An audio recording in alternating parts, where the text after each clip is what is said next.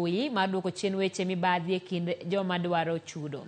Manager mar DirectLine Assurance bade mana Kuru Innocent Angari wacho ni chenro no mar yor mbui biro neno ni giyudo nonro jowuoth e kinde mag masira.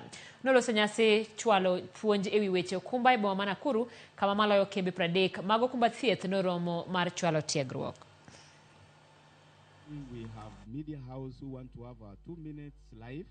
You tell them. We are teaching them about insurance and also championing the fact that we are living at a time where there is a lot of fraudulent claims, and as DirectLine, we are at the front line of really bringing about the cashless platform to be able to get a manifest from which we can be able to roll out any claims which are not, which are genuine, and those which are not genuine. Once you insure your property and the risk actually crystallizes, then you are able to be taken back to where you were before the incidents.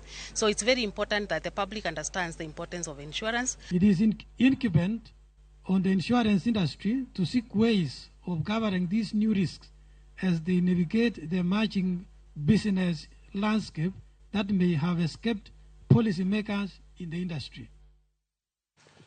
Odiochieng' achiel kende bang' gavana ma Mombasa